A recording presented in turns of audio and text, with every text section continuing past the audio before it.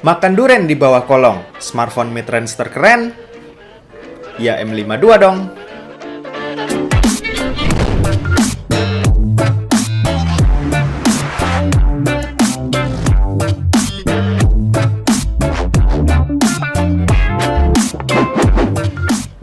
So halo guys, balik lagi sama kuliah sore. Oke, jadi ini adalah Samsung Galaxy M52 5G, sebuah smartphone mid-range 5G terbaru dari Samsung.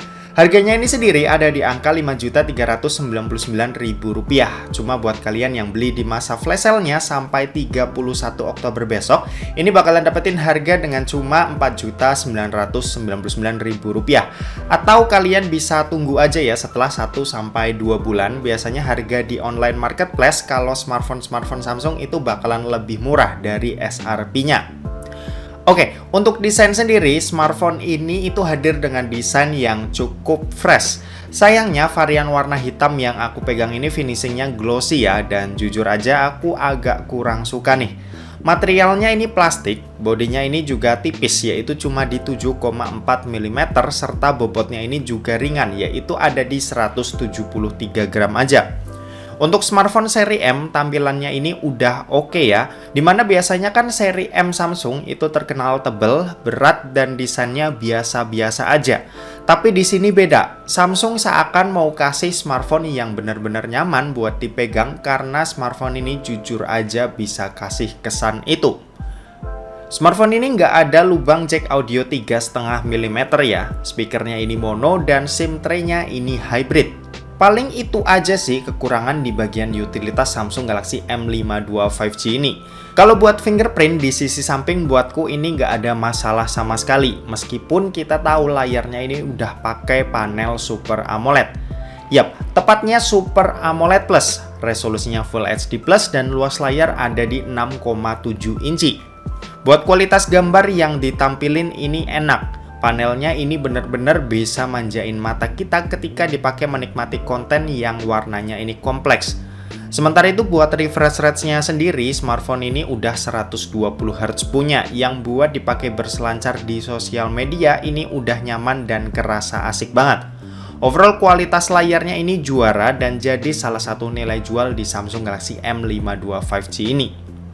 Oke, kalau untuk urusan performa, smartphone ini dibekali dengan chipset Snapdragon 778G 5G, kapasitas RAM 8GB, internal memori 128GB, serta pakai sistem operasi Android 11 dengan basis One UI 3.1.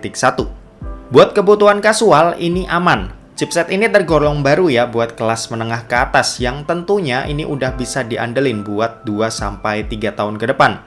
Sementara itu buat dipakai main game ini juga nggak ada masalah berarti. Mobile Legends aman di settingan rata kanannya. Selama pengetesan ini frame rate stabil di angka 58-60 fps. Terus PUBG Mobile ini juga aman. Di sini kita bisa pakai settingan Smooth Extreme atau HDR Ultra. Smooth Extreme-nya ini lancar di sekitaran 60 fps, sementara untuk HDR Ultranya juga udah cukup stabil dengan frame rate di angka 37-40 fps. Gyroskopnya di sini juga lancar banget ya, jadinya buat kalian para pengguna gyroskop ini bisa sedikit tenang. Dan kalau buat main game Genshin Impact ini juga cukup nyaman pakai settingan lowest 60 fps, dan overall semua game ini udah aman ya, cuma harus tahu batasan aja karena sekali lagi ini bukan chipset Snapdragon 800 series. Nah, kalau untuk urusan daya, baterai di Samsung Galaxy M52 5G ini ada di angka 5000 mAh, yang mana ini udah tergolong besar buat smartphone yang tebalnya cuma 7,4 mm. Sementara kalau buat pengisian dayanya sendiri, ini ada di 25 watt, tapi sayangnya kepala charger yang dikasih ini cuma 15 watt aja, jadinya beli lagi ya kalau kalian mau ngecas lebih cepat. Oke, dan terakhir kita mau bahas soal kameranya. Jadi untuk kamera belakang ini punya setup triple kamera, resolusinya 64 MP pada kamera utama, 12 MP pada lensa ultrawide, dan 5 MP pada lensa makronya.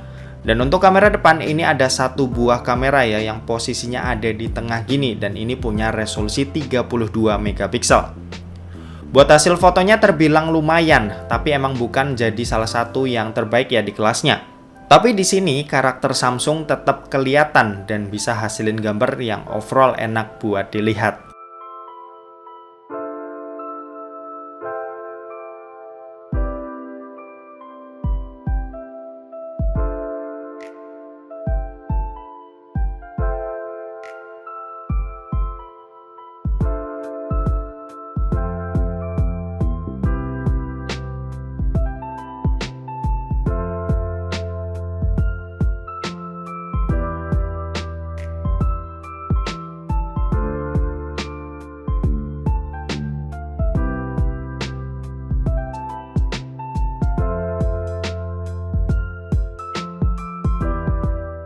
Oke, ini perekaman video kamera belakang dari Samsung Galaxy M52 5G, direkam menggunakan resolusi 1080p 30 fps dan tanpa stabilisasi tambahan.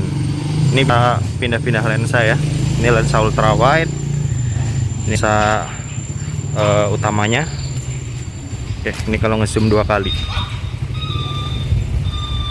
Oke. Dan sekarang kita mau nyoba pakai stabilisasi tambahan. Oke, ini kalau pakai stabilisasi tambahan, tapi kita nggak bisa pindah-pindah lensa, alias cuma di lensa utamanya aja. Hasilnya seperti ini. Dan ini cuma bisa 30 fps ya. Kalau yang tanpa stabilisasi tambahan bisa 60 fps. Oke, gitu aja, kita pindah ke kamera depan. Oke, ini perekaman video kamera depannya, hasilnya seperti ini. Ini pakai resolusi 1080p 30 fps. Kalau aku lihat di preview sih dynamic range-nya oke ya. Awannya tetap kelihatan dengan jelas, muka aku juga kelihatan dengan cukup baik. Oke, buat hasilnya seperti ini, kalian bisa menilai sendiri untuk kualitasnya. Oke, gitu aja, kita balik ke studio. Yuk. Kesimpulannya, smartphone ini tuh udah tergolong bagus ya, sesuai jati diri M series dari Samsung lah, yang biasanya nggak terlalu perhatiin soal kamera dan desainnya. Tapi ini lebih mengarah ke performa dan baterainya. Baterainya ini sih emang nggak tergolong besar ya, tapi dibayar dengan bodi yang bener-bener tipis. Terus layarnya ini juga cakep dan enak buat dipakai nonton.